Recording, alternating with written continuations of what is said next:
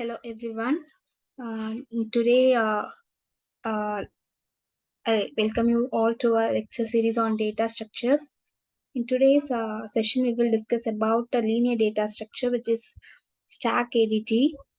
So everyone is aware that ADT stands for abstract data type, where uh, you are not aware of the implementation details. So first, let us understand stack with an example. Uh, Consider an example where the teacher has given you an assignment and she has asked you uh, to complete the assignment, and she said she will check the notebooks among the students in the class. So everyone in the classroom is expected to submit their notebooks on the teacher's table once they have completed. And uh, let us assume that every one of you have completed all the assignments successfully, including yourself. But you have planned that the teacher should look into your notebook first, as you have successfully completed your assignment. So, how do we expect the teacher to look into your notebook first? Is there any way? It is how you can expect the teacher to look into your notebook first. So, only by submitting the notebook as the last person, the teacher can pick the notebook first, right? So, here, what is the approach the student is using to keep his notebook? So this is what stack is all about. So if the student submit the notebook last, his notebook will be the first that teacher will be evaluating.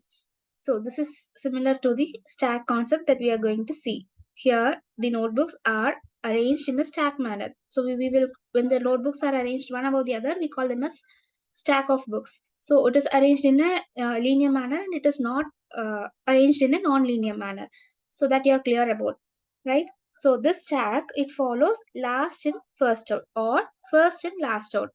The one that is inserted or submitted last will be taken out first, or the one which is inserted or submitted first will be taken out last. So all the activities are performed at only one end, which is called as top of the stack. So the teacher will not pick a notebook. Let us assume the teacher will not pick a notebook from anywhere from the middle or from the bottom.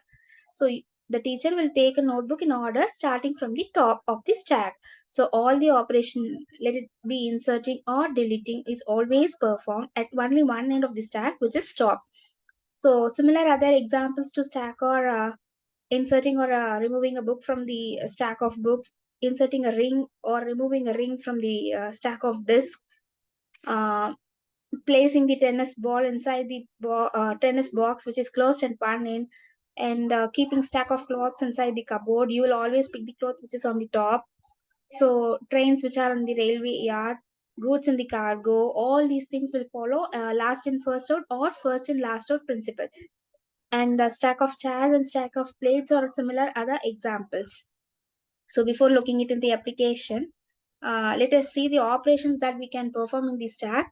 So in stack, we can perform inserting, deleting, searching for an element, and estimating the size of the stack, and pointing to the top of the stack, where insertion or deletion operation can take place.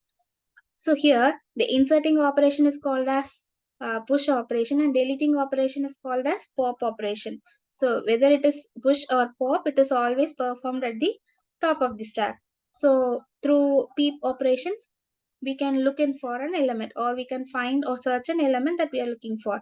So the estimate operation is used to identify or used to return the size of the stack.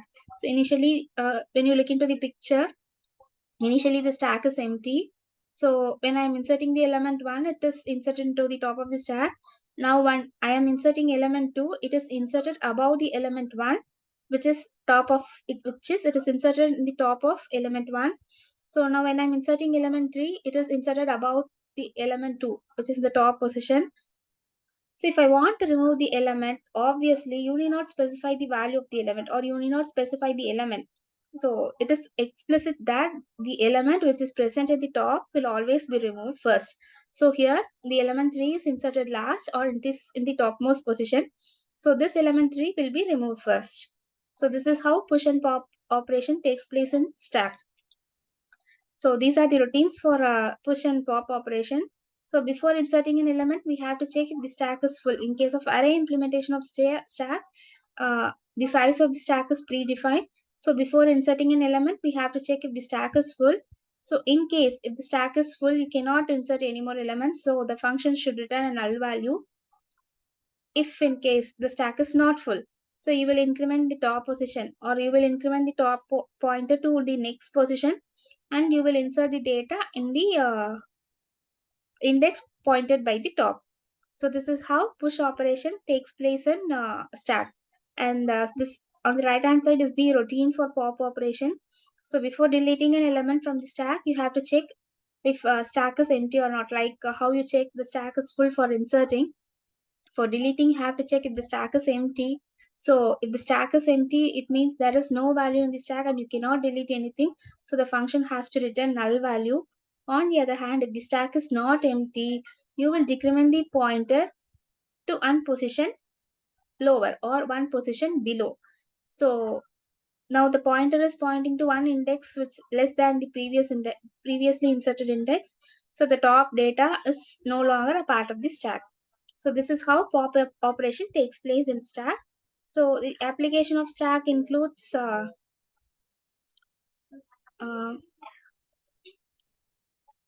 so the applications include browser back and forth button, reversing a string, infix to postfix operation, uh, function calls, and evaluating these expressions. So hope this session is helpful. Thank you.